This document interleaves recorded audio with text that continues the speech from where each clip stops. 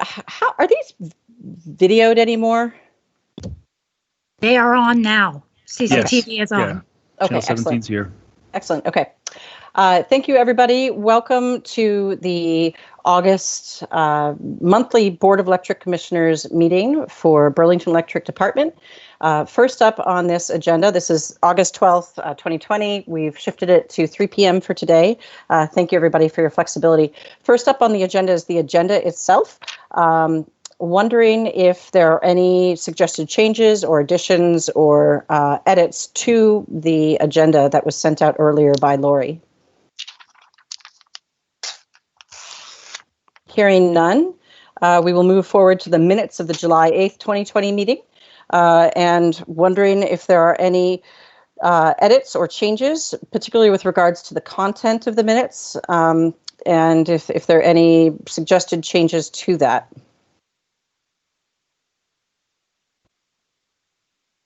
Okay. Do you want to just see if there's a motion to approve?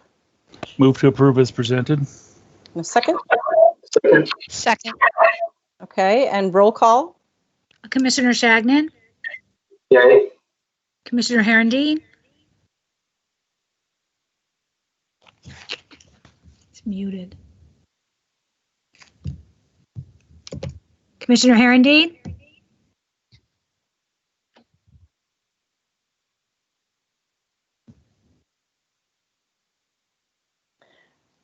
Okay, well, maybe we can I'll send an email to him to see if perhaps he could let us know his vote if we're not going to hear him via email. Okay, Commissioner Moody?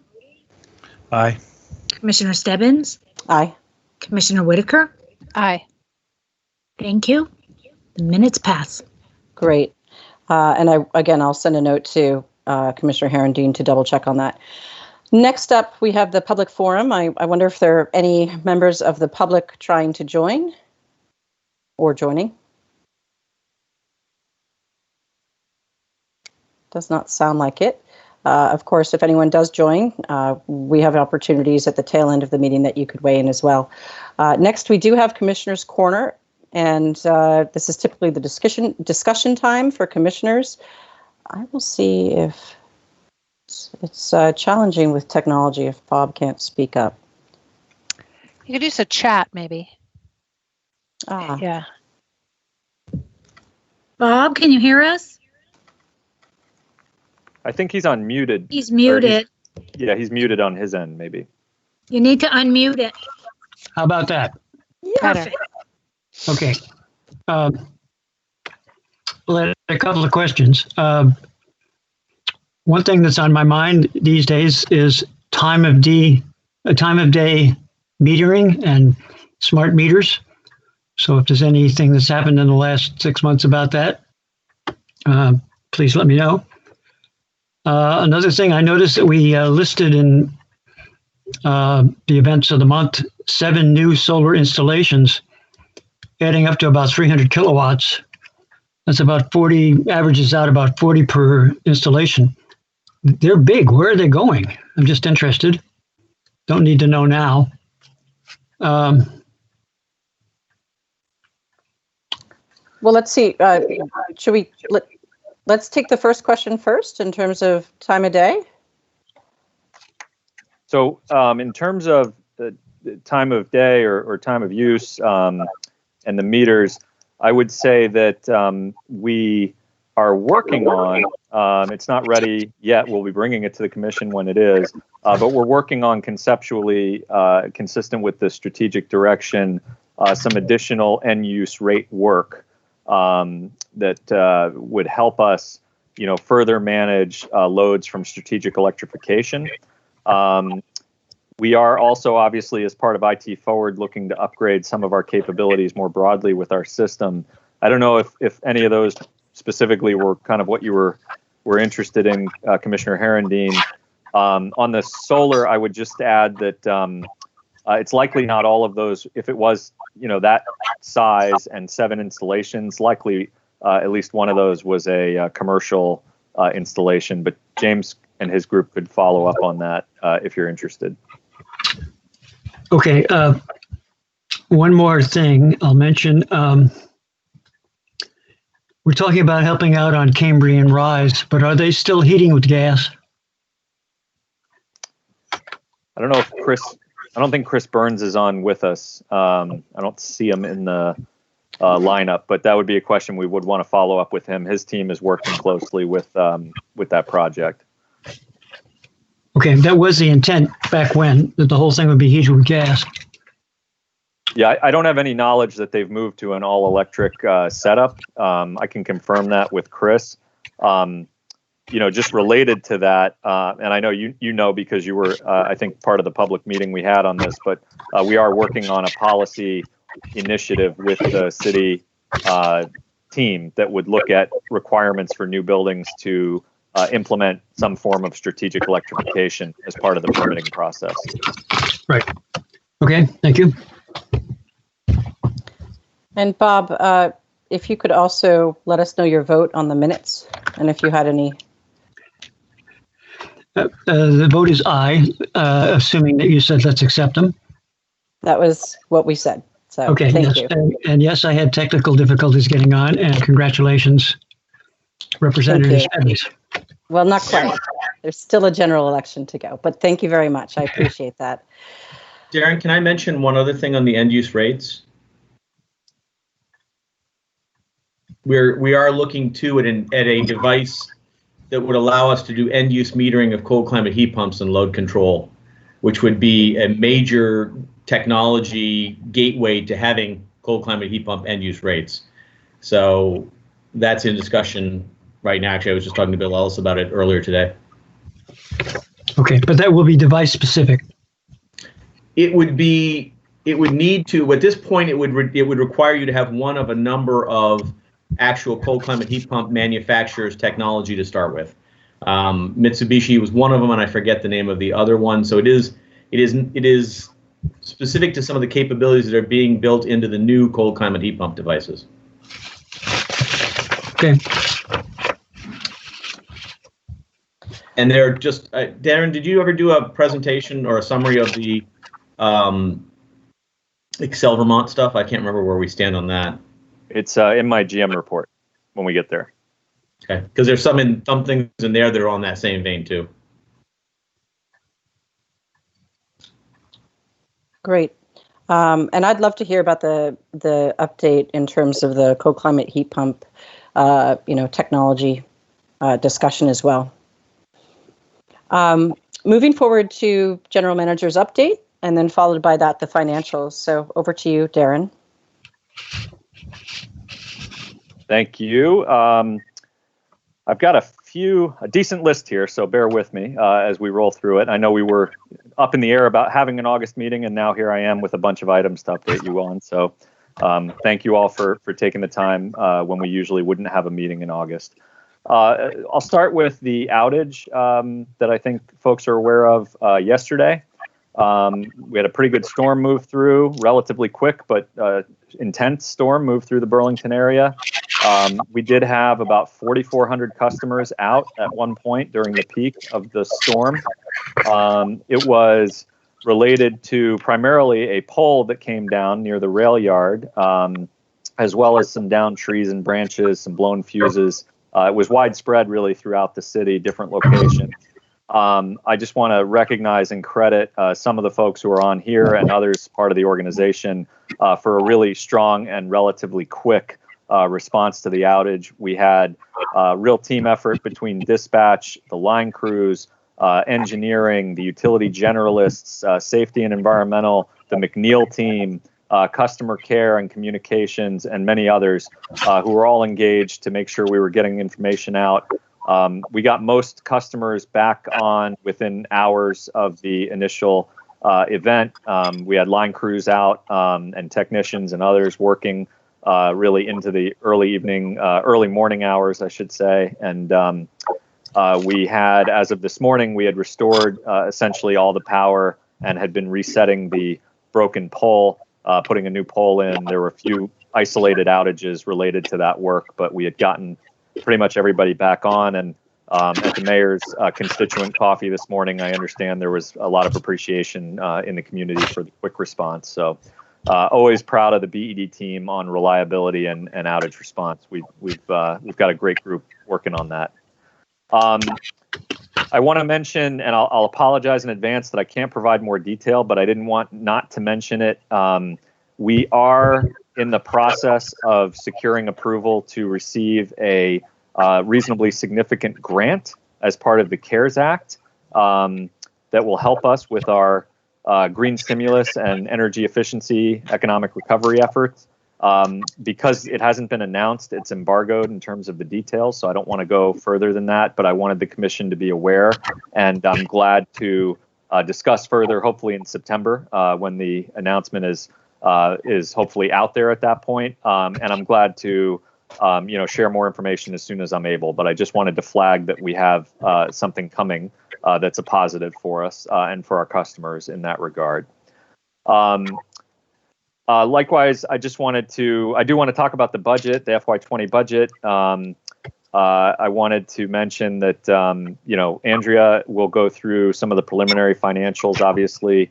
So I'm gonna hold any comments beyond what was in the GM report for her, financial update. We are, I think, in a position, relatively given the pandemic, that's a reasonably decent position, all things considered. It looks like once we, close out the year, and assuming we are successful with the accounting order that we're seeking for some of the labor that would have been capitalized that was not able to be capitalized because of COVID, we're seeking that at the PUC, that all things considered, our Moody's metrics for debt coverage and adjusted debt will be perhaps slightly increased over FY19. And our cash on hand is significantly increased because we deferred capital and saved on cash during FY20. Had we had no COVID impacts, we would have seen a year that was much more positive. We were on track for that through March, as folks remember. And then obviously the impacts from COVID, the sales reductions and the impacts on capital projects took their toll at that point. But I am reasonably pleased that we were able to put together a response that will still see us with some modest improvements on some of the Moody's metrics and some more significant ones in terms of days cash on hand. We are seeking that accounting order with the PUC. We'll hopefully by September we'll have a update for you on whether we were successful with that. The PUC comment deadline was the 28th of August, and our understanding is the department is moving quickly to provide their comments as part of that.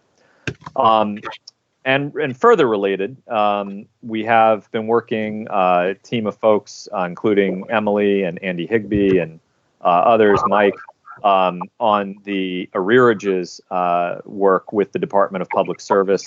We're anticipating, as part of the funding allocated by the legislature for this through the CARES Act, that BED's customers will be able to receive several $100,000 to support reductions of arrearages. There's conditions around that we'll be working through, and we will be providing information to our customers as soon as that program is ready to roll out to make sure that they can take advantage of it if they're eligible. So that's some further assistance that we're looking forward to providing through the state for our customers. And then I think in terms of maybe the last item on the budget, we did submit for FEMA reimbursement. And my understanding is that, through FEMA, we're eligible to get about 75% coverage for expenses, not labor, but expenses that were eligible. And I think for a limited period of time, the state of Vermont may be covering the additional remaining quarter of the expenses not covered by FEMA through, again, the CARES Act. So big thank you to Emily and Andrea and others, Paul Alexander, who helped with the FEMA process, getting that moving on our end to get that first filing in. So moving off of the budget, moving to district energy, I just want the commission to know we continue our work on phase 2 of district energy as intensively as possible, given the remote environment and also the fact that we are waiting to engage further with the hospital until September. We've had some good engagement previously in June, and now we'll be engaging again with them in September. My hope is that we will have some reporting out from phase 2 either in the fall or at the latest the early winter timeframe, which is off from what we had hoped for originally because of the delays with the COVID. But I think we're still making a lot of good progress on that, and we're hopeful to report out in the near future, hopefully in the fall. I think a number of folks are aware of this. We did have colleagues at GMP, 2 line workers who were seriously injured during an incident in the field. The BED team employees have responded, and thank you to Jen Green for putting together and aggregating our contributions. We were proud to send over $1,100 to Josh McLean's family to support his recovery and any needed expenses. I know there's a Caring Bridge and a GoFundMe site that the last I had heard had raised over $60,000 to help with his recovery. And we're certainly keenly aware that work in the field, line crew work, can be dangerous work at times, and that there is risk involved. And certainly we want to support our colleagues at GMP as they work to recover from those injuries. So we really appreciate the BED team rallying to provide some financial assistance given that. Just a few other items. I was very pleased to see in the report this month that we are seeing movement on heat pumps related to the green stimulus. We think that program really is helping to move the market, helping to incentivize customers, and we are hearing that contractors are now booked up for the summer and booking into the fall for heat pump installations. So I think it's good early evidence that the green stimulus is working in that particular sector. We'll have to see, we need a few more months of data to see how it's rolling out in other areas, whether it's having a similar impact. But very pleased to see that initial work on heat pumps. Very happy that we're coordinating again and collaborating with our friends at Vermont Works for Women. We had a great leadership discussion with them, and we're going to be doing additional work. Paul Pickna attended a job fair recently to share some career opportunities at McNeil with Vermont Works for Women job fair participants, and we're going to be doing continued intensive work with them to make sure that we're providing good information in terms of what our opportunities are, and we're also discussing possibilities for mentorship programs and other opportunities for job shadowing to help get more applicants for positions, to help with our initiative as part of the strategic direction to attract and retain a diverse and skilled workforce. We know we have work to do there, and that's part of that work. So appreciate the collaboration with Vermont Works for Women. We've had 3 successful Defeat the Peak events so far this summer. Our most recent 2 partners were Lund and the My Brother's Keeper, My Sister's Keeper program here in Burlington. So we've been able to make contributions to those 2 nonprofit partners, as well as earlier in the summer, the Ronald McDonald House Charities. Great work in a tough environment, given the challenges of predicting some of the usage, with residential being different now than it usually is, and air conditioning being different, certainly, I think, in the residential environment than it usually is. It's great to see our customers still find ways to help reduce energy use during the peak time. And lastly, as James had alluded to, we had another successful partnership with Delta Climb, which is formerly Excel VT, and they are the business accelerator that works on the helping startup and seed stage clean energy businesses find mentors, develop their business plans, and bring their technologies and products to the market. And we're glad to have a really good cross-section of folks from BED participate in the pitch sessions. We had a number of BEDers who were mentors, particularly the policy and planning team in that regard.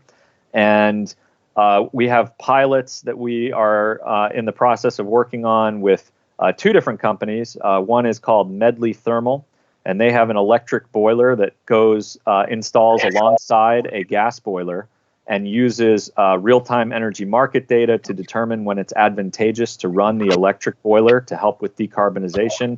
at a low cost relative to just running an electric boiler, all the time. So we're going to test that technology probably at 585 Pine Street. In addition, we are going to partner with Wex Energy. Wex Energy has a what they call a window skin technology that's sort of like a window insert. Their market is early stage is going to be affordable housing and multifamily housing. So we're eager to test their product, hopefully partner with a multifamily or affordable housing development in Burlington and see if they are able to help reduce heat loss through this window insert that's customized and hopefully easy to install, as we've talked about with them.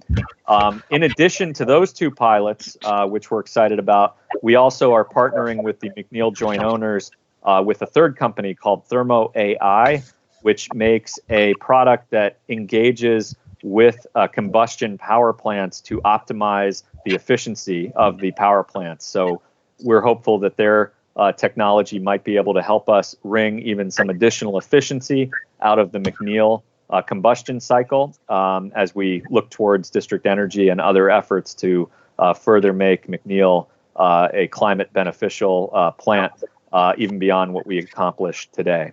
So again, that was a long list. I'm glad to answer questions or go into more detail, but thank you for bearing with me as I worked through that.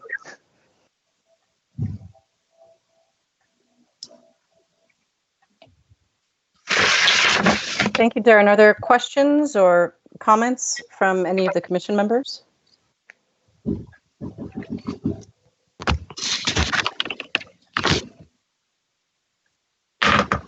No, it's a good list. There's a lot of things in it. Yeah. Yeah. I think, and the report as well. Yeah. Thank you very much. I think we have a real-time response for Bob's question on solar, maybe before we jump to the financials, if Emily can jump in with it. Sure. Thank you. Good afternoon, everybody. So, Bob, it looks like there were 3 or 4 arrays that were larger than the usual typical array. The largest one is a 120 kilowatt array that was installed on the YMCA building. Oh. There were also 2 arrays at 208 Flynn Avenue, around 80 kilowatts and 58, 60-ish kilowatts. And then a 30 kilowatt array at the airport, not installed by BTV Airport, but on airport property. So those are all, I think, a little larger than usual. All right, thank you. Thank you. It's interesting to know where they're going in and where you can fit them. Great. And also at the Y in particular, it's a good value for a nonprofit that serves so much of the community. Other questions or comments? No. Yes? I have a question. It's not necessarily related to the GM report, which is and I probably should have raised this in the commissioners section, but I was reading an article about COVID and the way that COVID was spreading and some of the challenges with that we've had as a community or as a society dealing with that. And one of them, they attributed a little bit of it to energy efficiency buildings and the air circulation that results as a result of some of those efficiency structures. Have you guys looked into that? Have you heard about that? Do you know what I'm talking about? Yeah, we've been with the energy services team looking quite a bit at ventilation and air circulation and trying to get a handle on the latest scientific data related to COVID, working in tandem as well with the city analytics team, which has been put together to kind of aggregate information and share it with the different departments. So I know one particular focus that Chris Burns and his team have been working on is with the schools as we move towards reopening, making sure that the ventilation standards are being met. We've been kind of conscious that some of our green stimulus programs and other programs may have the capability of helping financially if different types of systems need to be installed to assist further with ventilation. And I think we've also looked at it in terms of our own facilities at BED and what our ventilation is and whether we need to kind of enhance it, whether that's opening windows or doing different things. I don't know if, I know Paul Alexander's looked at this a little bit. I don't know if he wants to jump in, has anything to add. I do. Good afternoon. Yeah, it's a great question. So the air exchange, if you've read the governor's executive order, it's just a one little blurb that talks about companies doing the best they can. Bob Bolin, our in-house expert, we've had several meetings in-house about the pros and cons about, it's all about air exchanges. So even though you think you're helping your cause from COVID, you may be pushing these germs throughout the building. So there's a balance there. We've ordered and installed a couple of windows in the B building, which we could do so that we don't mess with our HVAC system. But when we get back to work and we have those spaces occupied, we could open those windows, because that is also in the governor's, but opening when you can as many outdoor exterior doors and windows as you can. The flip side is that our A building, those windows are sealed, and if you can believe it, it's considered a historic building in the eyes of Burlington. So those windows do not open. So our hands are somewhat tied on that. Interesting. So some of the energy efficiency strategies reduce circulation. Is that what's happening?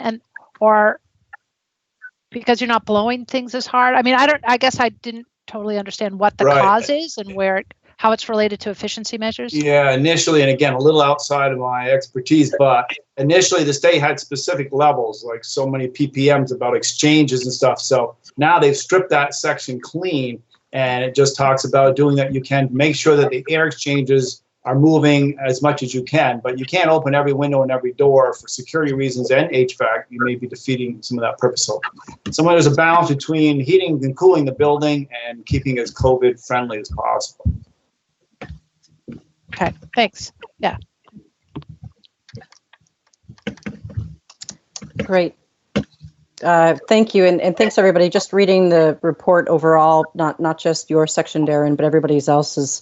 Clearly, you're all just working away, and much appreciated. I think if there aren't any further questions right now, let's shift over to Andrea for the financials.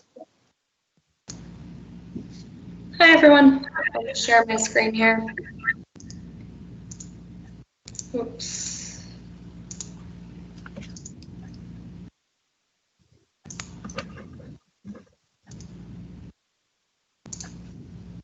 There we go. So similar to last month and the prior month, I wanted to start with some of the COVID impacts of our sales. I really like this graph, and you're all able to see it, correct? Yeah. I really like this graph because it's showing the monthly impacts, and it's showing the impacts for residential sales, commercial sales, and our total system. So for the month of June, you can see that residential sales are up 9%, while commercial are down nearly 12%, and that results in a net down of 6%. Looking forward to July and August, holding pretty steady at a net system being down around 3%. Getting into a little bit more detail, these graphs are consistent with what you saw last month. This first one is really a graph showing, and this is for the residential sector. The dark green line is our actual volumes, and it's compared to what volumes would have been but for COVID. So it's actual weather at what we would have predicted sales to be but for COVID. So it's truly showing the COVID impacts here for our residential sales. And you can see that actual is higher than predicted because people are home and using more energy. This graph on the right is just showing that same information in terms of percent impact. And for the month of June, residential is up, 9% roughly. And then in August, or July and August, closer to the 12 and 14% range. I want to call your attention to this graph in the bottom right corner, which I really like, and Mike Leach pulled this together. And what it's showing is the 3 hottest days the past couple of months during COVID versus the 3 hottest days pre-COVID. And it's showing it on a hourly scale throughout the day. And it confirms what we knew to be true is that during the midday hours is when residential customers are home using more energy because they're working from home and things like that. So I thought this was a really interesting graph. Any questions on this residential slide before I move to commercial? Wow. It's interesting that it's it's not, I always hear about the peak, shifting later and later, and I'm not really, this actually looks in some ways like an easier management for peak, because it's, less spiky and sort of more filled in, rather than having it be flat during, 9 to 17 and then all of a sudden peaking up when people come home and, or rather shifting and then also air conditioning units going on. So it's just interesting. It looks like this is a little bit easier to manage. Is that an accurate statement? Well, keeping in mind that we don't manage the residential as a standalone load. Okay, so we should look at a combination then. We're managing at the aggregate system level. Right. I understand. And I have that graph, so we can take a look at that. But Just say on that point, though, from the peak-to-peak standpoint, often we've had a lot of success with the peak-to-peak with our commercial customers, being able to kind of automatically manage some of their load, and with their loads looking different and being depressed in some cases, it's different, obviously, to have the impact on residential. So I think it's just a different set of challenges with commercial being a little bit depressed from the peak standpoint. Right. Keeping in mind residential is less than half of our load, and so what we're seeing is it's you've got questions about the effect on the timing of like cloud cover coming over in New England and things like that, because what that does is it basically depresses behind the meter generation, which then appears as increased load. Plus we have load that is, we can't necessarily count on our past experience pre-COVID in terms of how loads behave without serious consideration. I mean, so far we've called 3 events. They've all been events that matter. They've been sequential ISO peak hour, 1, 2, and 3. We're currently holding the ISO peak hour for the year to date. So we have done it with more than 4 hours of interruption per event, but with a lot of discussion.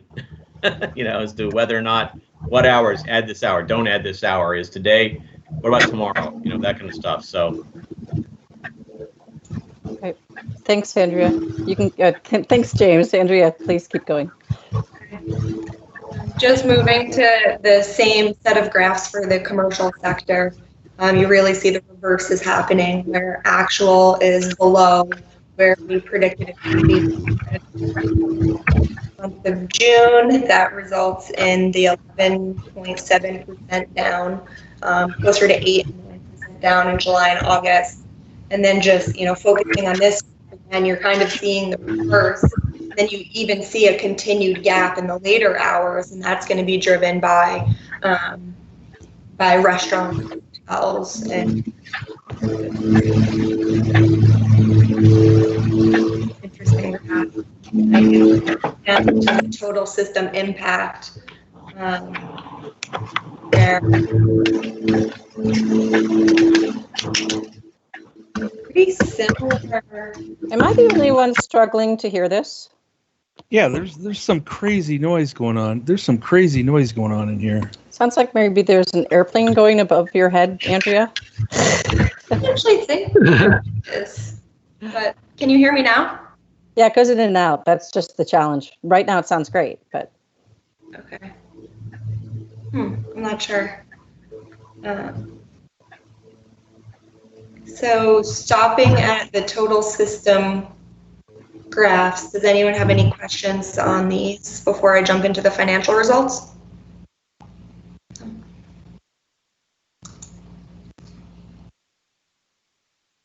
So these are Actually, I do have a question. Next time, is it possible to do, the combination of, this is the total system. Okay. Yep. Great. Yep. Okay. Next time I can just show the total system if that would be helpful. No. I appreciate the residential and commercial. I was just not entirely focusing because I kept wondering what was like flying through your office. So please keep going. Sorry. Now I see it. It's total system. So these are the preliminary financial results, unaudited, and we do have a couple of entries that we know about that have not been made yet, and I can touch on those at the end of this. So I'll just start with June month to date and touch on that briefly, and then kind of talk about the year as a whole. So the month of June is ending with a $1.4 million loss compared to budget of a $100,000 net income. So $1.6 million nearly unfavorable impact. We'll start at the top and work our way down on what that relates to.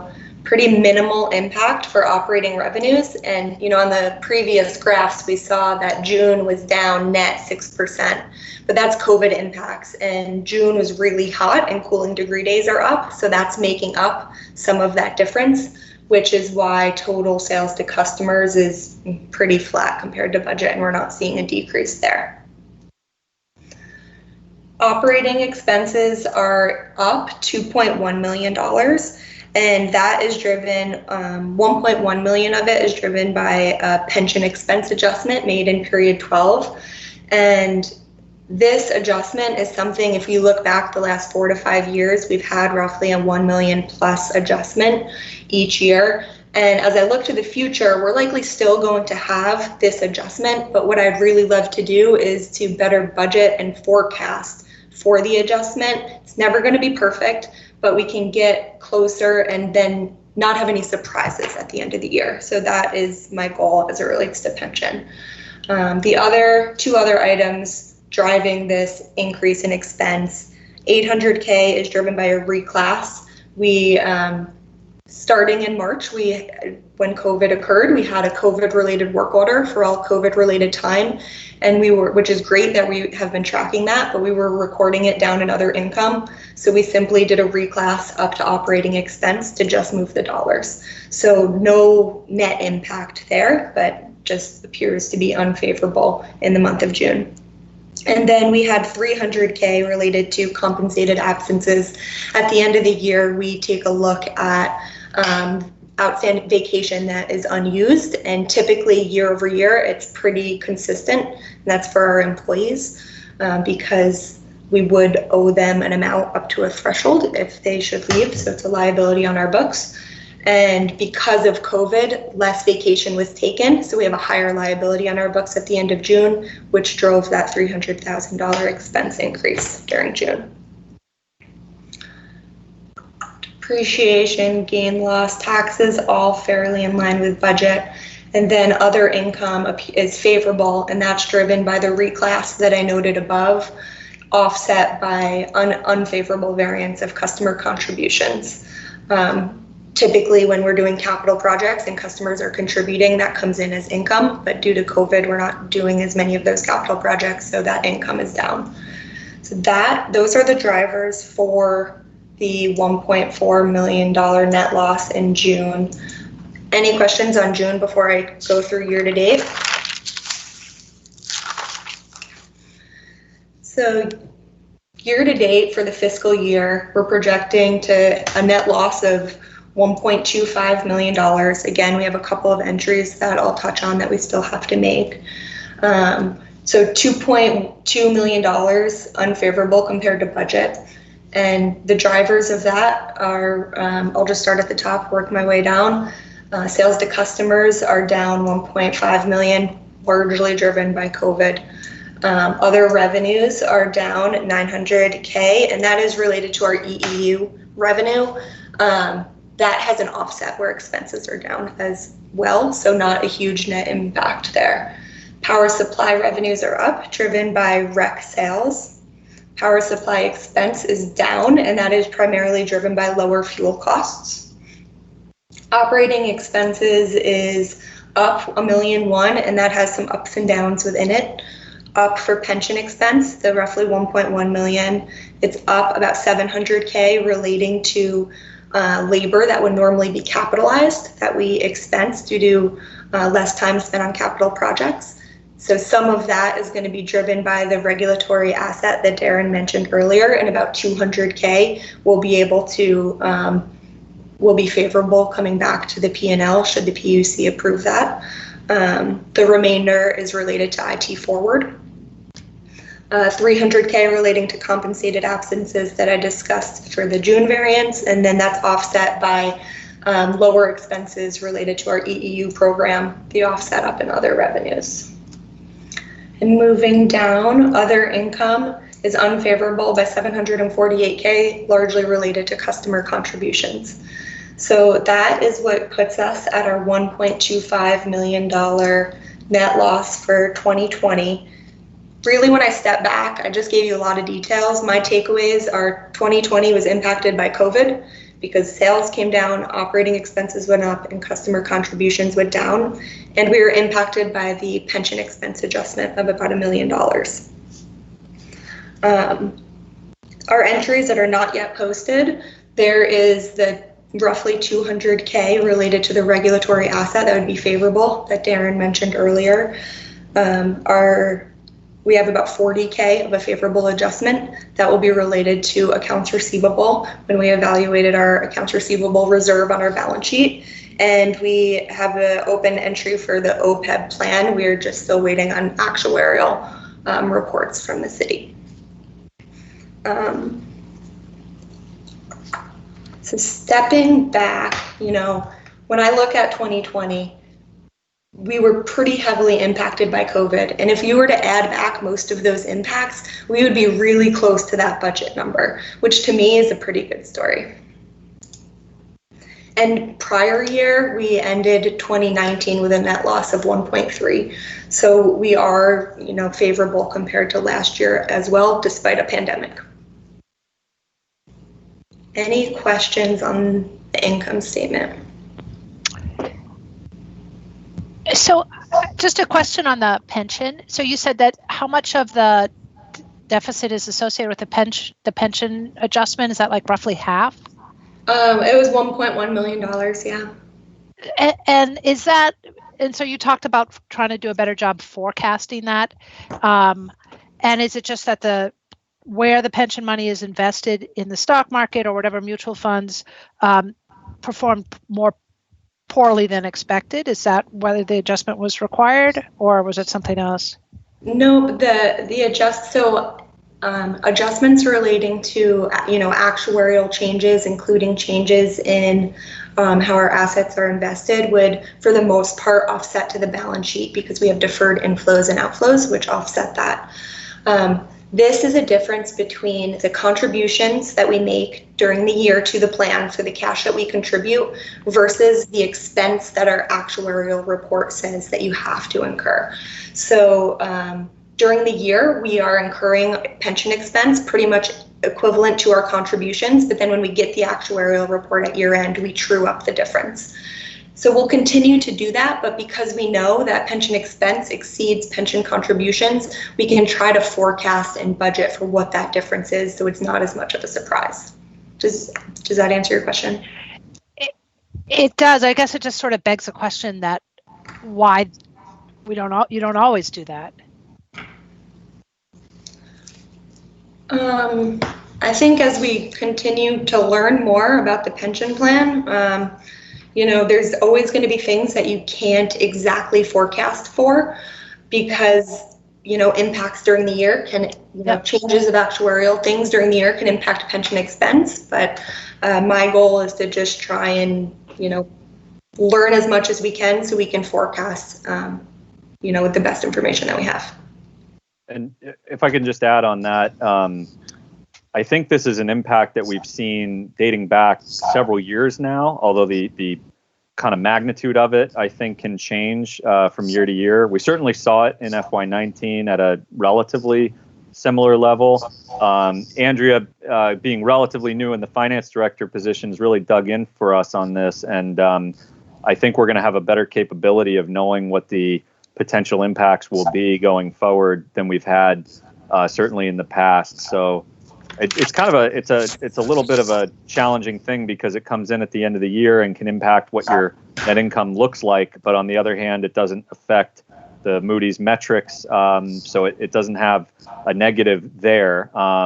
So it's a slightly complicated aspect, but we should be able to forecast it more accurately in the future, which is certainly a credit to Andrea's work with the finance team. Okay, so it sounds like it's more of is it a paper adjustment or is it a real adjustment? It's no cash out the door. Yeah, so yeah, fair enough. So it's a little misleading for that sort of lay person.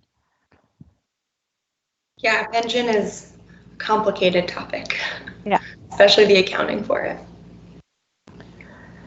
Andrea, has it typically hovered to the point that Darren made that this has occurred, a fair number of years? Does it typically cover in the 1 million range?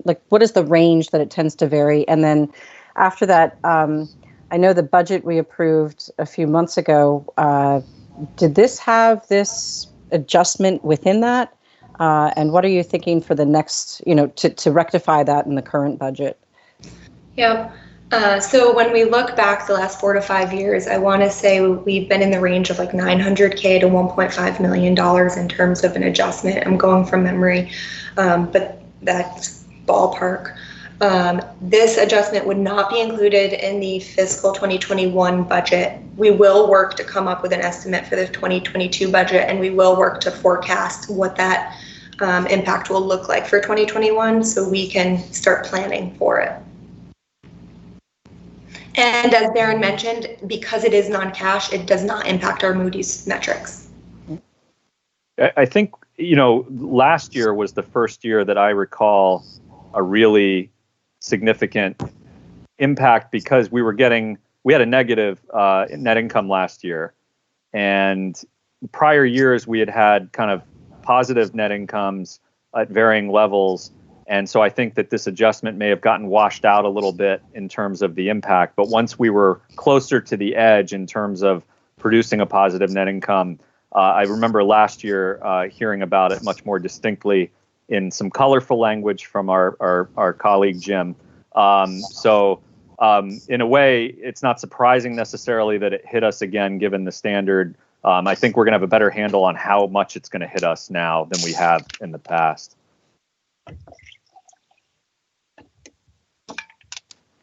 Thanks. Any other questions on the income statement results? No, thank you. Okay. Just scrolling down to capital spending. This is really consistent with what we showed in the last meeting for June preliminary results. Capital versus budget is down 3.9 million, largely related to COVID as well as the IT Forward project. Unless there's any questions on capital, I'll scroll down to cash. So operating cash as of June 30, 2020, we're about $9 million. This is up from budget of 5.9, and that's largely driven because of the reduced capital spend. In July, we did do a transfer of $450K from the renewal and replacement fund to our operating fund. So you will see that in next month's when we present, July cash. And we received $3 million in July related to the bond anticipation note. So that's usually the GO bond that we receive I believe it's in the fall timeframe. But because we did the bond anticipation note, or the city did the bond anticipation note this year, we've received those funds a little quicker. So that came in July. And we usually present the Moody's metrics on this slide, but given the nature of the preliminary results, I held off. But given the results on the income statement and the results you're seeing on this, we would be in a better position for our debt service coverage compared to last year, better position on our days cash on hand compared to last year, and pretty neutral with the adjusted debt service coverage ratio. And we will present those metrics in our next meeting. Any questions? Okay. No, I'll just say to the other commissioners, I did ask Darren when we checked in a little bit ago whether or not any of the capital projects that were being deferred due to COVID, were critical. And just, at this point, no. So, the BED team is really managing that tightly.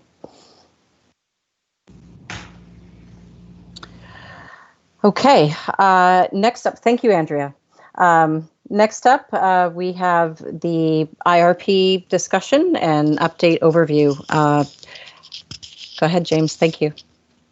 So first of all, just so you don't get freaked out, I'm actually looking at your faces, which means I'm looking away from my camera. So I am paying attention, it just doesn't necessarily look like it. So wanted to give you guys a quick update. We've had a number of internal meetings about the IRP deadline, which is at this point September 1st to file the IRP. Needless to say, this year has kind of run over us in terms of workload and unexpected workload. And so we're proposing to change our tact a little bit on this IRP. We're proposing it would really be more of a compliance filing to put down a marker, if you will, on that date so that we're not in any risk of being not in compliance. So to refresh everyone's memory, when you file an IRP, the best case you can get is approval of your decision-making process. No proposed course of action that's included in an IRP will be approved as a result of the IRP. Any such actions require all of their own normal separate approvals at the time that they are proposed. So we've modified the chapter proposals a little bit of the IRP, and I'm going to walk through what we're doing with the chapters. We are certainly going to make sure that our requirements that came out of the last IRP's MOU are all well touched on and documented. We've discussed this general proposal with the PUC DPS staff. They have no concerns. What it's going to be is it's going to be a shortcutting of the process in order to get something on the books in the time we've got left. And we will certainly do everything we can to share stuff before it's filed in the 3 weeks we've got left. But we are just going to run up against a time limit at this point. So with that, I think I would probably share my screen and show you the status of the chapters of the IRP. Some of them have been discussed with the IRP committee. Some of them have not been. I'm trying to get what I think are the two most important chapters for you guys to get a sense of done so that you can see them this week, which are the net zero chapter and sort of what are the general plans going forward for the next 2 to 3 years. Neither of these chapters should be much of a surprise. Okay, they're consistent with everything that's happened in the net zero roadmap, all the internal discussions, all of the meetings with the Electric Commission. But at this point, we need to get that filing in to be in compliance. And we're not going to be able to get another extension easily. So with that, I'm going to share my screen and put up an Excel spreadsheet. I'm going to figure out how to share my screen, and then I'm going to put up an Excel spreadsheet. Wait. So hopefully, I'm using a single monitor at this point. Hopefully you're all looking at a spreadsheet that talks about the 2000 IRP sections descriptions and the 2020 IRP section descriptions. Is everyone seeing that at this point? Okay. Let me just try to maximize this screen so I can see you while I see this. I can't. So in any event, what I've got in the left column is the chapters that were in the previous IRP and how they're going to appear in this IRP. At this point in time, like I say, Darren, Emily, and I have all spoken. We're working to wrap it up in this format.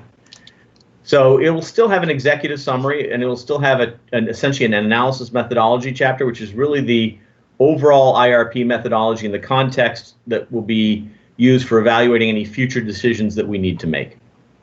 Those would not change materially. The reason they're color-coded is typically they're the last two chapters we write. In the end of the day, they have to basically summarize the rest of the work. So they will be the last chapters written. The demand for electricity chapter is, as it has been before, it's essentially the load forecast. It is a base case load forecast only. Discussion of the load impacts of net zero are dealt with in the net zero chapter. And that is consistent with what the what the DPS had asked us to do when they gave us an extension, which was to do a standalone chapter that talked about the impacts of the net zero roadmap, not to incorporate it into the entire IRP at this point. Okay. I believe this chapter is essentially finished and has been seen by the committee. The technology options chapter is really, some of these, by the way, are just being reordered, not, by the way, changed.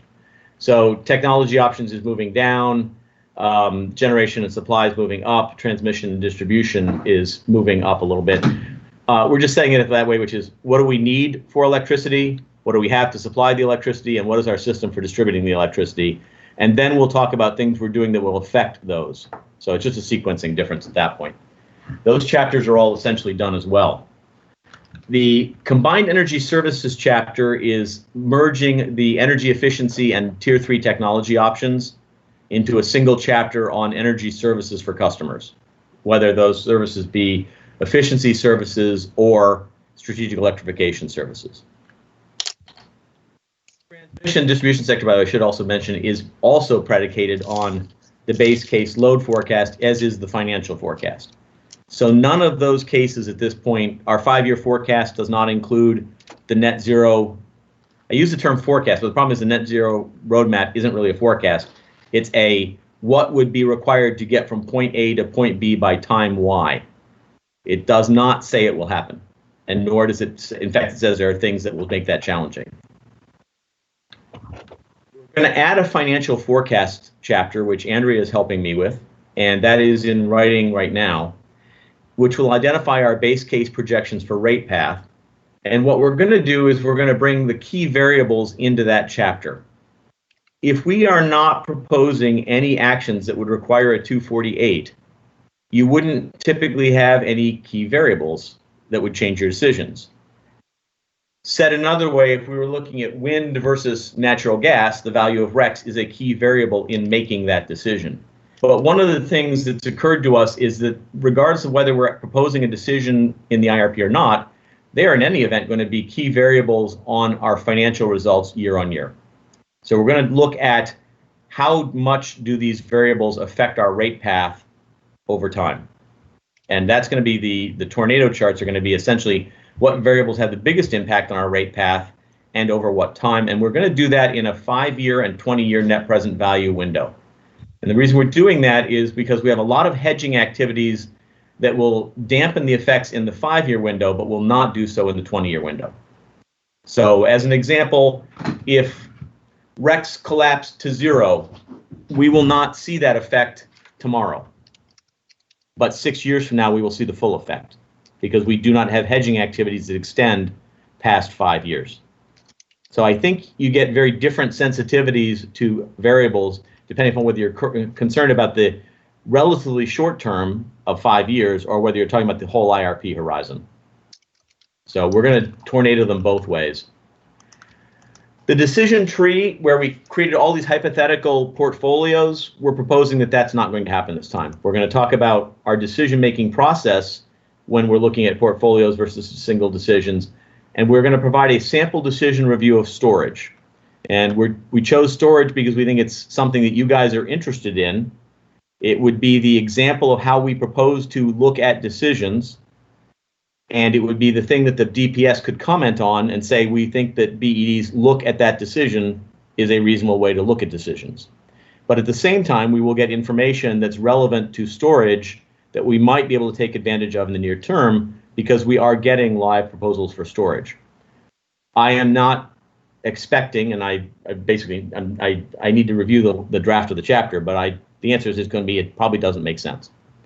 The reason being we have collapsing capacity markets. They're just cratering.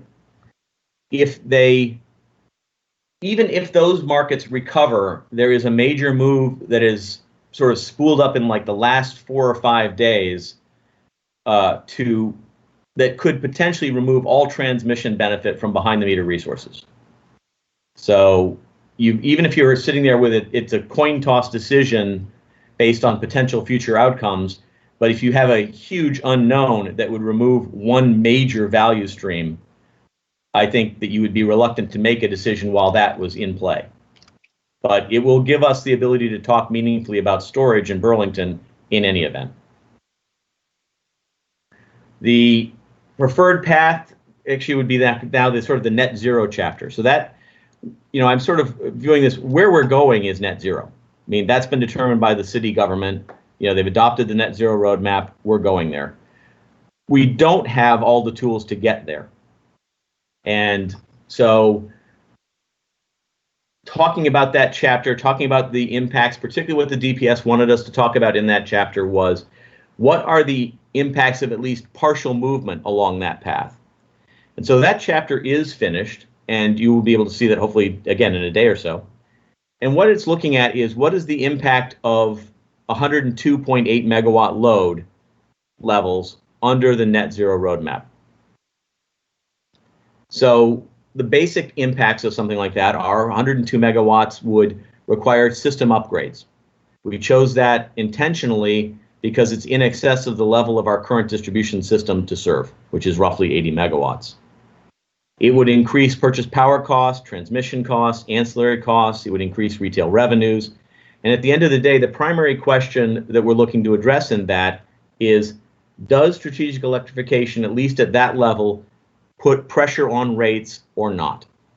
So can we support? I keep getting emails from Darren. I'm hoping it's not saying stop talking about what you're talking about. Anyway, lost my train of thought for a second. So it's a question of whether or not the statements that have been made about strategic electrification, that it will depress rates and things like that, appear to be supported by the information we have. So that is a combination of an engineering study, a look at wholesale markets, a look at retail revenues, and it draws some conclusions. And I'll telegraph a bit of the punch, which is, it does not appear that strategic electrification at the 102.8 megawatt level puts rate pressure on Burlington Electric, provided that we don't deeply discount our cold climate heat pump rates in an effort to make them competitive.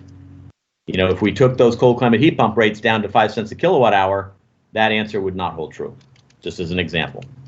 If we keep them at 15 cents, it's solidly true.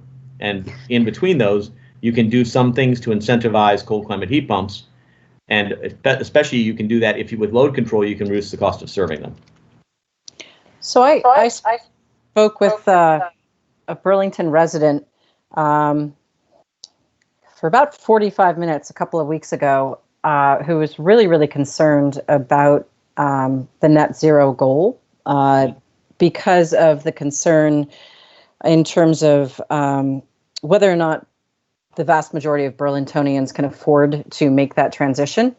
And I guess my question is, understanding that the IRP fits a certain role in terms of a regulatory requirement and what you're supposed to be doing with the IRP. And maybe this is, I think, probably more of a question to Darren.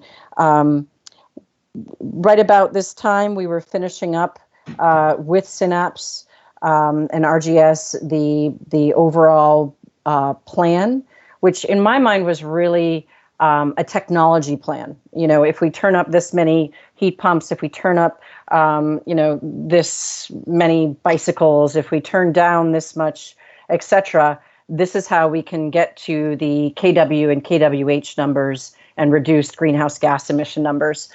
My answer back to this really concerned Burlingtonian resident was that was, frankly, the sort of technology plan. My question is, understanding that this is really a city venture, but it is what Burlington Electric is putting forth. What are the next steps, given that this is not perhaps in the IRP the appropriate place? What are the next steps to look at how we actually, and I know there are some policy discussions in the plan, but what are the next steps to really, basically what she wanted was a financial analysis. Like, if we have this much incentive to make this happen for weatherization and heat pumps and electric vehicles, how much will it cost Burlingtonians and how are they going to pay for it? And, is it through collaboration with credit unions or whatnot? But sort of a question of what's next, given that we're coming up to sort of that September, October big kickoff that we had last year.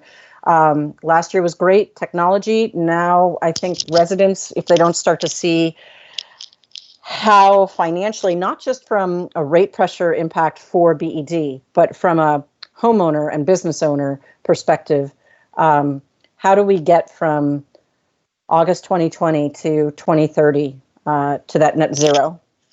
Darren, can I take a quick first pass at it? Because I know some of the stuff is in the IRP. So part of that is going to be at least path forward is being touched on in the next chapter, which is generally speaking in the next 2 to 3 years, what do we expect to be doing in this space? And some of it relates to net zero. The economic analysis at the 102 megawatt level is interesting, but it says in that chapter, the problem is, and I think you raise it, it's the utility side economics only.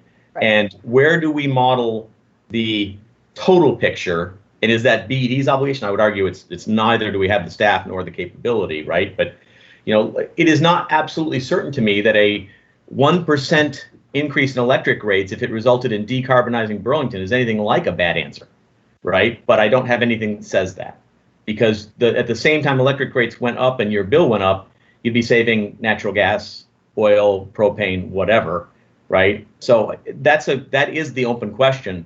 So the IRP Net Zero chapter talks about some of the economics at a high level, and identifies basically, are we setting ourselves in a T&D upgrade path alone that would be a problem from the electric utility point of view? It doesn't conclude that's true, right? But it doesn't cover all of the sources of funding needed to make net zero happen, nor all of the economic impacts on Burlingtonians if it did.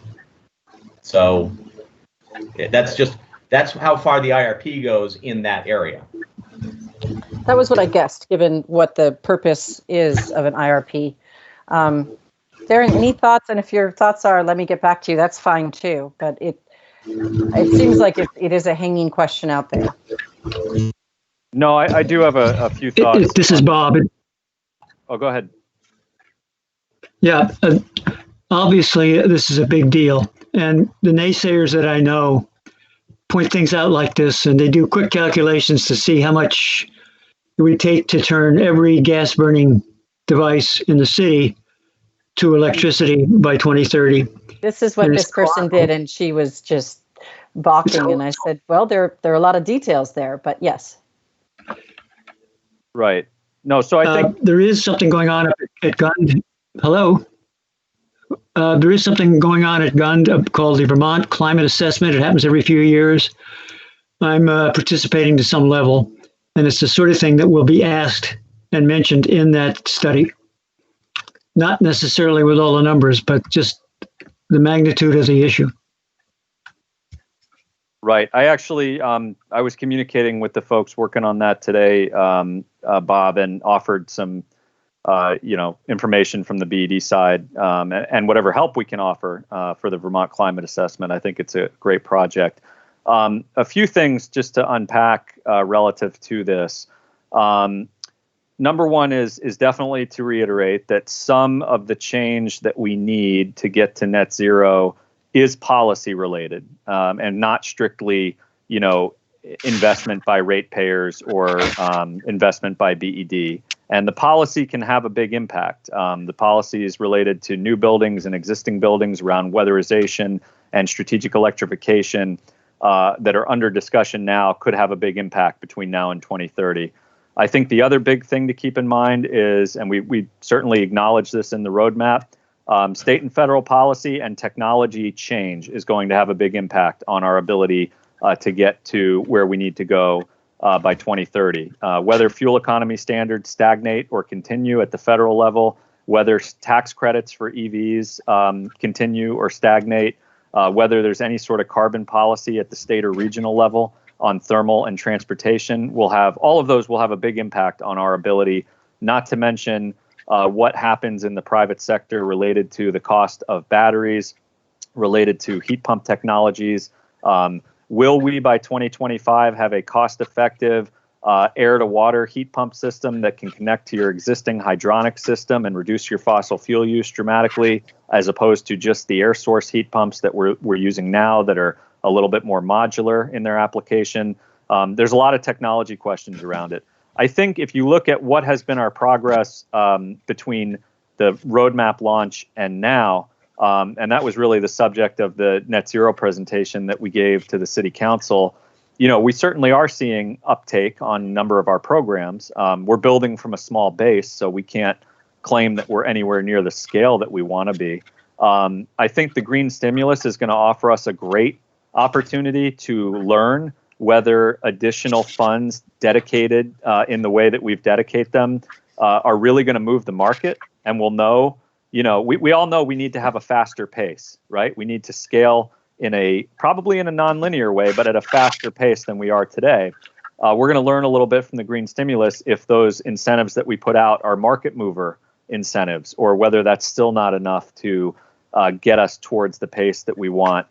We're going to update the emissions and fossil fuel use for 2020 in early 2021 as part of the performance measures report. We have a conversation with Synapse going on right now as to how we'll do that, and that'll give us far more current emissions and fossil fuel use data in Burlington than the state of Vermont has, because their most current data goes to 2016 right now. Ours is 2018, and we're going to update it to 2020. And I do think we have to acknowledge some of this is going to be iterative, and we're going to have to experiment and in some cases fail and learn our lessons and change as we go, because nobody has done what we're trying to do. Nobody has gone from where we are today to net zero. There's no kind of roadmap in reality for what that looks like. We're kind of helping make it as we go along. The one thing I would say, though, to any of the skeptical folks who are concerned about it economically is we know for a fact that electric transportation is good from a consumer standpoint, from a ratepayer standpoint, if managed well, and from a broader Vermont economy standpoint. And that, I think, is a really, really key point that we have to keep repeating over and over again. And the Synapse analysis bears it out. Energy Action Network analysis bears it out. We know even with today's incredibly cheap gasoline prices, it's still a lot cheaper to charge with an electric vehicle per equivalent mile than it is to fill up with gasoline. And that advantage will only strengthen as prices for gasoline return to normal. And we know that for the Vermont economy, more of your money stays local when you're charging an electric vehicle than when you're purchasing gasoline. And we know that from the consumer standpoint, you can see significant savings in terms of your fuel costs, your maintenance costs, and your total cost of ownership when you go electric. So I do think we have a compelling economic case to make on the transportation side. It's more challenging on the heating side because natural gas prices are so incredibly low, and the competing technology is coming along, but isn't all the way there in terms of the various, electrification technologies. So I think our challenge will be in part on the heating side, competing with, artificially low fossil fuel prices for both heating and transportation because the carbon isn't priced. And we know that's our challenge. And we know we have, James mentioned the end use rate for heat pumps earlier. We want to make the heat pump as advantageous economically as we possibly can while maintaining a benefit for the ratepayer. So I hope that's some good context. Obviously, there's a lot more there to discuss. Theron, I guess my question was, believe me, part of the reason why the conversation with this particular resident was 45 minutes is because I pretty much said all of that, and I pulled out the EAN report and I emailed it to her, and she said, I want to see, the financial analysis. And believe me, I wouldn't work in this field if I didn't completely concur with everything you just said. But at some point, it would be helpful to figure out if it, understanding it will not be right now, given COVID, given so many things going on at the city with various projects, et cetera. I do think the next step has to be discussing who owns this potential financial review and how it gets done. Otherwise, my sense is what you and I firmly look at as, this is sound because we're looking at how much you save on EVs. But when someone's saying I can't even afford an EV, all I ever do is buy, a third used car, meaning a used car that's been bought and sold 3 times. That's where we do need to think, not right now, but, moving forward, how someone is going to answer this. Otherwise, to the extent that Burlington Electric keeps, and I applaud this, I love it, you guys know that, but to the extent that we're out front leading this, people are going to keep asking us, where will this next work product come from? So I'm just flagging it. I don't think right now with COVID is the time, but I want to put it on record that is something that, maybe it's the city, maybe it's, I don't know, but I think it does need to be dug into a little bit. Understanding also that all those policy measures play, who knows what happens in November? Is there another era, American Recovery Reinvestment Act, or is there not? Who knows? But yeah, just I think we need to put that out there that at some point this discussion should be picked back up so we can flesh that out a little bit, even though there are going to be lots and lots of caveats. Yeah, let me just mention that one caveat is the question of speed.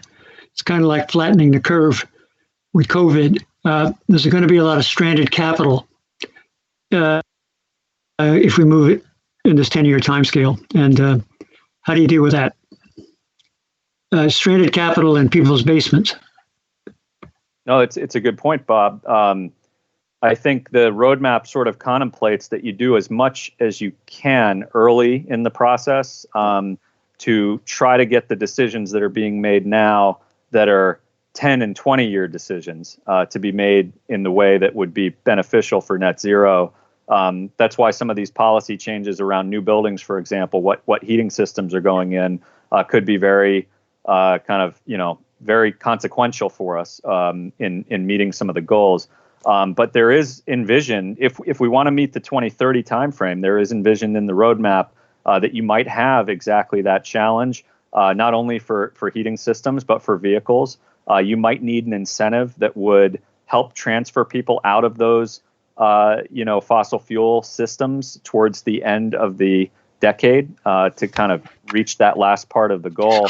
And that's a very legitimate thing to look at. I think we're really interested in the financial aspects of this. I always lead with, for our customers, we are doing incentives, and those incentives are calculated to be beneficial for the customer and for the utility ratepayer as a whole. And obviously, our track record on rates gives us, I think, some credibility in the innovation space, in that we've been doing this without raising rates for such a long period of time. That won't continue indefinitely. At some point, we will raise rates to catch up with some of the trend. But for having the record that we've had, I think we have a good financial track record, and I think we've got some good customer data on the economics. But I think it is something that we will own. This roadmap is something that we own and steward on behalf of the city. We have partners, we have stakeholders, we have community members who are interested. And, if folks have if folks in the public have additional, thoughts or questions for us or things they want us to look into, we're certainly happy to engage. We've got a button on the website for that, as well as obviously contact us, individually, and we're happy to follow up. And can I offer something, Darren, just as on that same point, which is that if and when we do file a rate case, it won't be because we've been innovative, or because we've been moving in the direction of net zero. It will be because we haven't filed a rate case in 13 years. It's going to be cumulative pressure. It's not going to be these things that are doing it. And the other thing I think the IRP mentions still, and I feel very passionate about, I think Darren does as well, which is that we are still continuing to target meeting our Tier 3 obligation with programs if and wherever we can. It's not like, RECs happen to be $5 cheaper, so we're going to buy RECs this year instead. We need to set a constant course, and we need to keep sending the message. So it's programs first, RECs if we can't meet it with programs. But it is one of those things that I'm aware of, is that the net zero roadmap is a trajectory way, way higher than Tier 3 is. A much, much faster clip. And this may be the first year we meet our Tier 3 obligations with programs only. So wow, I'm saying that's great. Well, it's great. If it isn't this year, it'll be next, because it's just timing of a couple things. But it's one of those things where it's like, but that also says we're not on the Tier 3 trajectory, or the net zero trajectory. And so I didn't want to make up a whole lot of hypothetical decisions and spend lots and lots of time modeling them while also basically struggling with the COVID workload and things like that. I think it's better to set us up with a good set of modeling tools to be able to, I think what we're going to have to do is is evaluate potential impacts of decisions that may not be being made by the electric department, but be in a position to comment intelligently. And I think that the model that we've got here sets this up too. So what if somebody does this? What does that mean? But it leaves out the question, as you've raised, of integrating it past the utility level. Right. So, And I'm sorry, I don't mean to, this agenda item is really on the IRP, but in some ways, to your point, James, they do overlap. Had you walked us through this? Should we, or was there more to, it sounds like you have the path forward. There's I got a little bit more I wanted to mention to you guys, which will take maybe just 3 or 4 more minutes, and then tell you what I'm going to propose. Okay. Sounds good. So can you still see my screen with the spreadsheet? Yes. Okay. So dragging it around did not kill that. Good. So the path forward is a short chapter. It's basically sort of the things you would expect the departments, the major areas to be working on over the next 2 to 3 years. I'm just going to give one of them, which Munir hasn't seen, so he hasn't bought into this yet. It's just my picking an example that's easy to my mind, which is, okay, fine, if we're not on the net zero roadmap trajectory yet, and nothing in the 5-year forecast says we will be at 102.8 megawatts, then the primary thing to do is be maintaining system reliability, maintaining system, infrastructure, and monitoring to see if at what point we start moving towards that trajectory, and what lead time do we need to start deploying the things to meet those loads. But we're not going to be sending out a 248 tomorrow to add distribution equipment for $20 million to serve a 102 megawatt load. We're not there yet, nor do we have an instant plan to be there. So the sort of the path forward chapter lays those kinds of things out. So, but it's not, it's at a very high level. So the last thing I want to mention is there are a few attachments. As before, the ITRON load forecast was an attachment, will be again. The net zero roadmap now becomes a major attachment because, again, that's the action plan that the direction that the city council has approved is going that direction. When we get there is a different question, but going that way is on the card. Is an attachment. And the last 3 attachments are specific requirements coming out of the last IRP's MOU, which is a McNeil economic study. That has been done by an independent consultant. I don't know if it's been shared yet.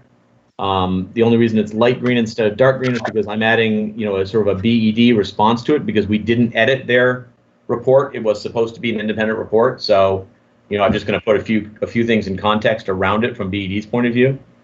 They asked us for any information we could share on our load control technology research activities. So that will be an appendix. So things like the packetized energy, defeat the peak, things where we've been experimenting in that space. They're just sort of asking us, how did those go? And we'll be writing up a summary of those, and I suspect you'll find that interesting. And lastly, pilot program experiences coming out of the Excel Vermont. They wanted to know what experiences we've had with pilot programs. So like I cannot remember the name of the EV charging company. EV Match. EV Match, thank you. And things like that. How have those, because Packetized Energy was an original pilot program, Omega Grid was a pilot program, EV Match was a pilot program. What experiences can we offer in this report that might be helpful to other people? So we will add those as short appendices reports. Okay. So my thought is that what I would like to do is try to turn these chapters marked in red over to the Electric Commission and the IRP Committee to at least have a chance to comment on them as quickly as I can, with the recognition we have 3 weeks left to file. So I would recommend we start routing these out to you guys. And these are the ones that I think warrant the most consideration, right? Which is, what are we saying about net zero and its impacts? How are we looking at a storage decision, and what are we considering? What are the things we think we'll be working on in the next 3 years? Though you'll be very familiar with most of those because they're in the strategic plan. It would be kind of counterintuitive if they weren't. So that's my thought, is to route these out as fast as I can, starting the next day or 2 even, and at least giving you as much time as you can to offer us any comment, and we would accept comment as late as we can while still getting the filing in. So if there's stuff that we can do to improve it or modify it, we would continue to do so right through filing it, and can in fact do so after if we needed to. So at that point, that's my plan that would get us done by September 1st while still recognizing we've got a lot of things going on internally, not all of them related to COVID, but many of them related to COVID, that are just sucking a lot of other time. Mostly mine, to be frank, and that means I've been unable to focus on giving some of my staff the time they need of my time. So.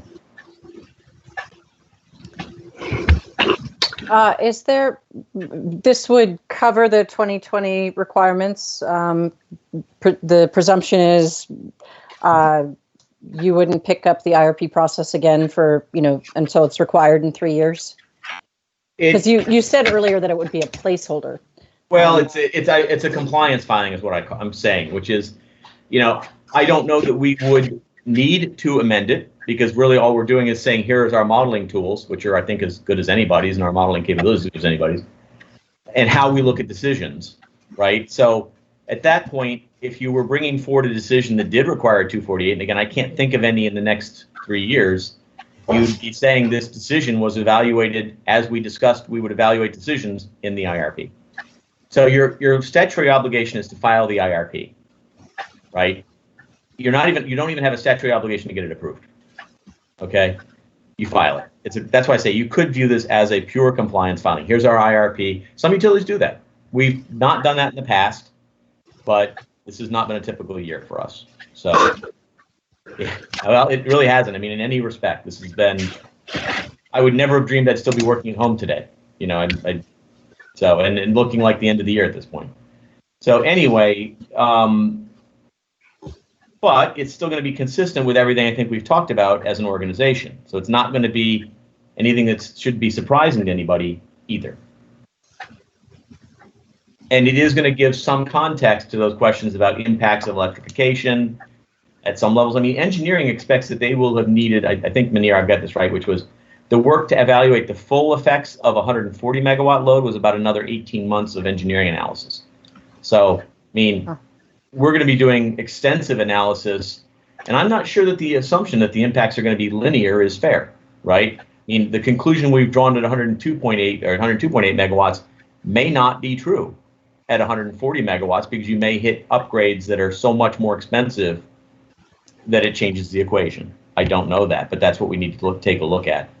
Yeah, so I think things will be working in this space for the next 3 years, and I think we're working this space the entire time the net zero roadmap and going to net zero is there. I don't know if that means we need to file a new compliance filing in 6 months. Hopefully not. But every time we take a decision. Yes, I was going to say for sure we're going to be hitting the rating of the switch gears at all our substations, most likely. Once you start talking upgrades of the 115 kV interconnection substations, I think the order of magnitude of cost increases rather dramatically. But we particularly chose 102.8 megawatts after talking with the DPS, which is sort of a, but we do know that our existing system can't do that. So we did set a level that would require us to actually look at what upgrades would we need first as loads climbed past the 80 megawatt level that we can serve with our existing infrastructure. And that's what it's looking to talk about. Well, and the 102 megawatt, I mean, are you going to hit that before the next IRP? He's laughing again. Bob's laughing again. I'm laughing. No, I mean, because that would argue that at this point, a 3 year sort of deep technical analysis to get to 102 megawatts is sufficient. Our current 5 year planning forecast for Andrea's 5 year financial forecast, right? Without major activities in the net zero space that we can't take, right? Meaning if, I'm just picking something really extreme. The Burlington passed an ordinance, no natural gas heat tomorrow, right? Okay, things change fast, right? But absent something like that, I don't even think we hit 67 megawatts in the 5 year forecast. That's right? Where I was going. No, so I'm answering it very tangibly, which is Andrea and I were talking about that, and I don't think we have a 67 megawatt forecast, even with normal tier 3 and electric vehicle adoption in the 5 year window. So this isn't going to sneak up on us, right? And we could argue that we don't even need to look at the 102 megawatts, but we were very specifically asked to, because the department wanted some recognition that there would be distribution costs associated with electrification and some discussion about that.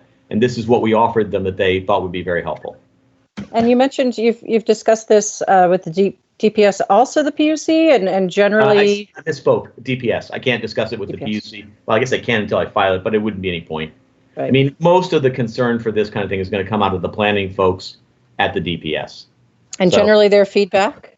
And Matt Sarah and I went over this particular discussion, and he said, cut all you can out of it. You know, they're in the same, you know, they don't have any extra time right now. You know, he said, if you anything you can shorten, please shorten it. You know, right? Try not to wax poetic. Your plan makes sense to us, and we understand why you're proposing it. You know, that was the quality of feedback that I got from him on this. Okay. Now, if he was going to, I want to know if he was going to completely shoot me full of holes before I even talk to you guys about what I'm thinking about doing. So, Thoughts and comments from the commission? Thank you, James. Thoughts and feedback from the commissioners? This is Bob. First of all, a protocol question. We had a committee, including a couple of citizens, that basically sunsetted. So when you talk about the committee that you've talked to, I presume that's an internal committee. nope. Because the other committee, as far as I know, hasn't met for many months. No, but we did engage them before COVID happened, and then we got hiatus pretty brutally, and then it was tough to pick it up. But I'm proposing that anything that I send out in a draft form for review and comment would continue to go to that same committee. And in this case, for time reasons, I would send it to the entire Electric Commission at the same time. Sure. Just as they say, just saying, what we did in those meetings was basically to listen to presentations and didn't get into any deliberative stuff before COVID hit, which is fine, but now I understand. Okay, got it. Well, Second comment. Go ahead. The second comment is just returning to the point that I raised before. I think it would be great if there can be a mesh between the doom scenario, which I'm not totally immune to, and the fact that things look really good from the BED side. That's not up to BED necessarily, and it maybe isn't even necessarily a part of the climate assessment, but it's out there somewhere, and I'll brood about it at 3 a.m. now and then. So just to make sure I understand that, Bob, you're talking again that sort of the total, who holds the total picture? Is that? Yeah, I'll give you the poetry. I mean, the guy, one of the two inventors of the ecological footprint, has said, when we talk about being sustainable, we talk about changing this and that. We have to change everything, is what he says. Okay, well, I'm not immune to that argument. So, particularly what I think about is if we really want to get to 2030 NCE, there may be a behavioral component, which is the only way we can do it. And somewhere along the line, if that's the case, I hope somebody says so. Not necessarily BED. Well, I will tell you that there is language in the net zero chapter about need to change behavioral things as well, or we won't get there. But I don't know that it's like an entire, several pages of it. But it is, we do recognize it in the IRP is that behavioral is a major issue here. Yeah, okay, fine. I'm not faulting the IRP for that. I'm just telling you where I'm at. I agree, and we do know it. I don't know. Like I say, we're an electric utility with certain tools right now. And until someone expands the tools that we've got open to us, there are only certain things we can do. Fair enough. Other questions?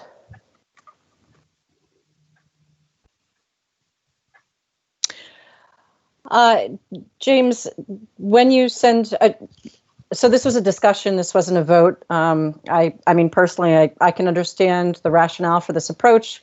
I think there are so many moving pieces that the level of detail that was undertaken in the last two IRPs in terms of, sort of spreadsheet modeling, it's, I feel like getting to the, distribution question that the department asked for, up to the 102 megawatts, I feel like that's a key piece. I agree with you. We don't really have any huge new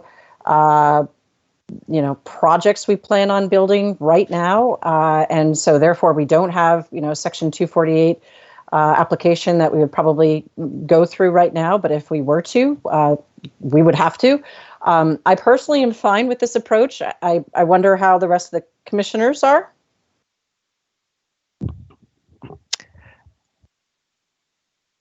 Yeah, I mean, it seems kind of intense, right? We've got just over 2 weeks to start reviewing drafts as they come in for submittal on September 1st, but just again, I will remind, for some comfort, again, nothing that's in the IRP as an action is going to be approved as a result of filing the IRP. So, I mean, okay.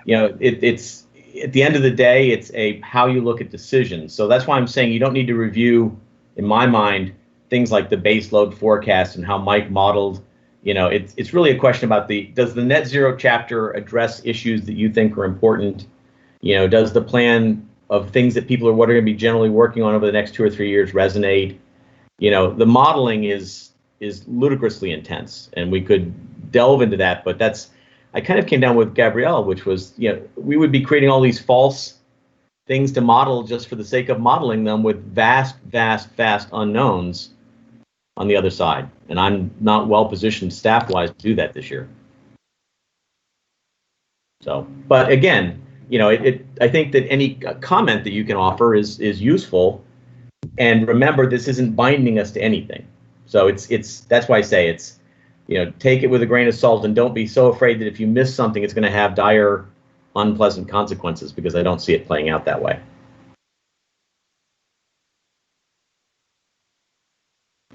Others? Bethany, does that help you feel any more? Yeah, no, that's fine. I mean, it's just a lot of material, and not all of it clearly is going to be simple, but yeah, fair enough. And like I say, to the extent we can, I can suggest that, again, the focus be on the net zero chapter, the review of the potential storage decision, and the next steps chapter, which is like 5 pages at this point. So I'm hoping it's not a huge heavy lift, but I want to give you as much time as I can, because if you've got any commentary, I would love to incorporate it.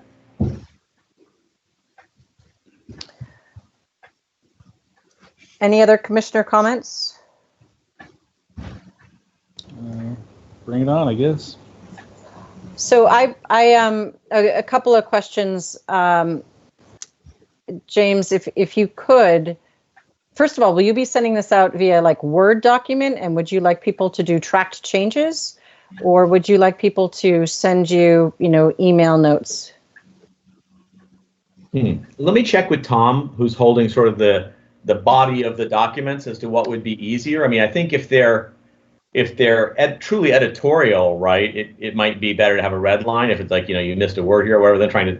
But if it's conceptual stuff, I think an email, have you considered the IRP doesn't seem to, I think that could just as easily be in an email. But I'll ask him, and we'll let you know when we send it out how we'd prefer the response.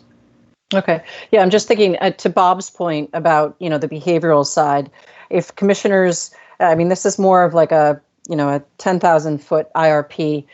If commissioners are reading it in that light, which is typically where, the commission rests rather than, in the real details, and related to our yearly update of the strategic direction. If that's where the commission is supposed to be reading this, Bob, if you are I'd really like to see more on this, I think you should be as clear as you're able to do so within the time that's allotted. I would also suggest, James, given that not everyone in the commission had been part of the previous chapters, and given the executive summary, personally, I think commissioners are going to do what they can in terms of reviewing. But I think it'd be helpful if you did share the earlier chapters. I'm not sure I actually saw the chapters. I think it was more like a presentation. So I think that would be really helpful also, just so that people have a sense of how the entire package goes. And then it would be really helpful when you reach out to the IRP, the public members, if you explain, how this has sort of changed direction, and, just give everybody a sense of when the drop deadline is for comments. And then also, I guess one question is, you could end up, it's August 12th, so maybe not, but you could end up having people say, hey, it'd be really helpful to just chat with you.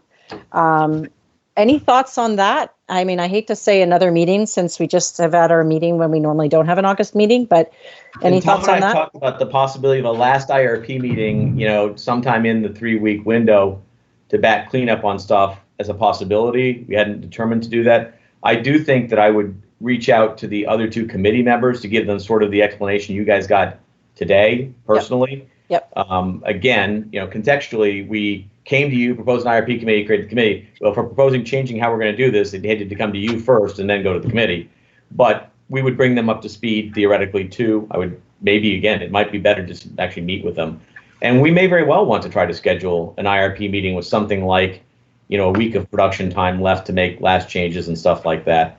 Let me touch base with Tom and Darren on that, but I think it's an utterly reasonable idea. I do have a request. Assume that we are available and willing to work anytime between now and then. Give us some rough idea of what our best response would be, how often we'd be asked, what our turnaround times would be, and all that. Not now, but send it out so we can anticipate. Okay.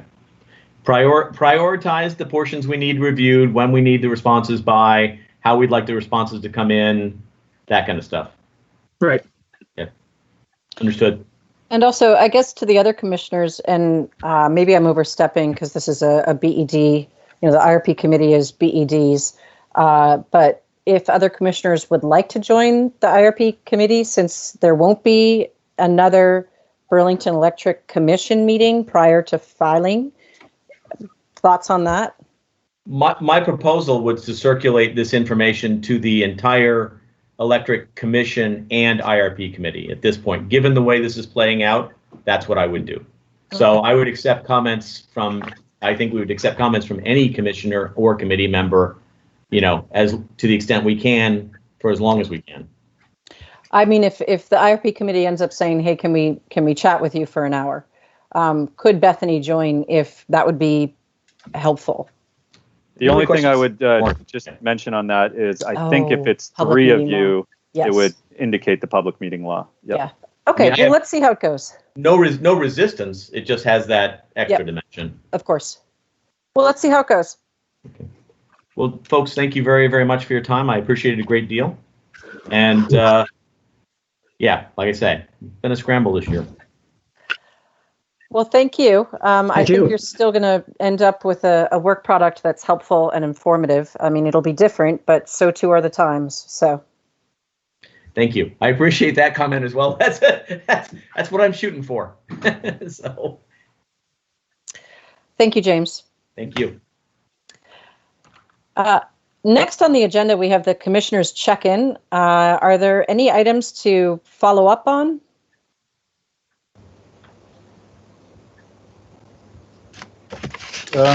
Not really. The other thing I wanted to do was to ask Paul, because it just caused a ruckus in the neighborhood last night. What happened or what was going on down at McNeil? Just seemed like there was a huge, very loud, lengthy steam blow off or something. Certainly had all my neighbors out. Not Paul Alexander. Paul, the other Paul.